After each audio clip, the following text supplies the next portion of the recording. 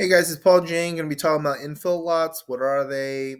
How to go about it, et cetera, et cetera. So infill lots are little lots that haven't been developed within a city framework. So you have San Antonio. So this is where I used to be for 5, 6 years. San Antonio. If you look and at this map, I'm using Map Right for this software, but I'm going to put your parcels on. But if you zoom into a certain area, you'll see that um, you know property has been subdivided. So initially, if this was like an acre, a developer came in and broke these up into these smaller lots. And then if you look, if I zoom in, you will find that you have your houses over here. So these are all single family residential lots over here. And it has the address as well as the name, right? And single family building type, right? And what you'll find is there'll be spots where there's no property. Okay. So basically, if you go down blocks and it seems like there's no property on it, uh, those are infill lots. So imagine if this property didn't have a building right here. Um, let me see here. Let me see if I could find something like an infill lot. Oh, this looks like an infill lot right here. Yep, so this is it.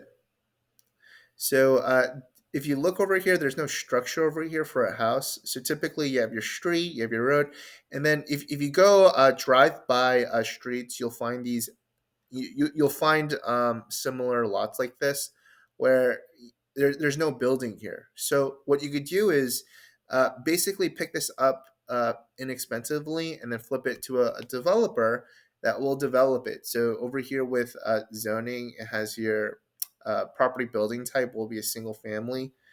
And what you want to do in your search is figure out, what are the properties going for here in terms of actual selling price, and then kind of work your way back um, in terms of construction costs, what you would have to pay for it, and then what you sell it. Generally, for these types of lots, because each lot would be different based on the location it's at, you might want to use neutral letters to get a response like, hey, if you're interested in selling, let me know, and kind of work out a deal that way.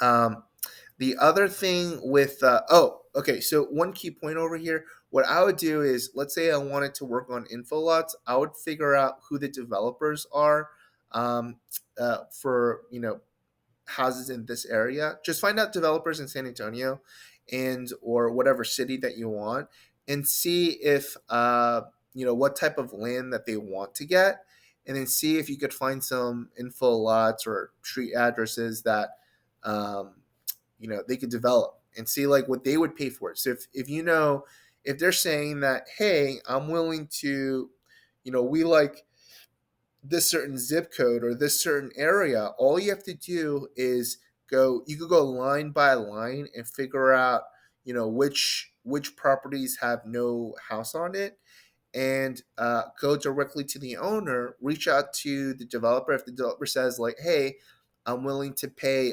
30,000 or 40,000 for these types of lots, then hey, if I could pick it up for anything under 30, I'm going to make money, right? You'll want to, so if you pick it up for, if he says, hey, I'll pick it up for 35,000, if you find something in this zip code, then I'm going to, if I pick it up for 20, I mean $15,000, and you already have a buyer on the back end. So doing it this way, you'll be able to have your buyers and sellers set up, and you go street by street and figure out the zip codes. Another way you could do it is just go by acreage. So within a city lot, if you just want to mail it to everyone and take calls, then you could figure out uh, anything under an acre with vacant lawn in it. You could try sending out a letter or having a VA call them and see if they're interested in selling. So these are some of the options that you could go with when working with your infill lots. I tend to go towards more rural areas. I found that it's easier for me, but there are people that do really well with infill lots. Um, each county also has tax auctions. So, like for example, San Antonio tax auctions, you can pick up land parcels this way. My brother-in-law flips houses, and he's had opportunities to pick up land.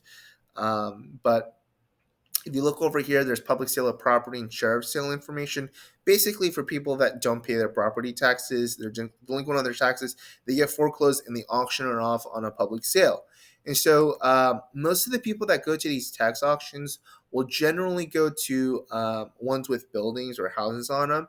So there's a less there's less competition for vacant lots, and so there's been scenarios where my brother-in-law was able to pick up a property for 20,000, and he could try flipping it for 30.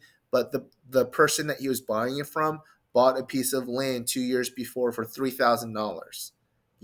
And that's a nice return if you picked up something, for 3,000 2 years ago, and you're selling it for 20,000, 25,000 2 years later, right? Or you just flip it right from the get-go. So tax auctions are a really good way to pick up these small individual lots for infill lots. It's harder to standardize them, so it really is even more than rural lots, uh, lot by lot basis, on how you do your due diligence. But that is infill lots and some of the strategies on how you can pick them up, how to sell it, etc. So if you like this video, subscribe. We have our land investing course in the description below. Appreciate it. Have a good one.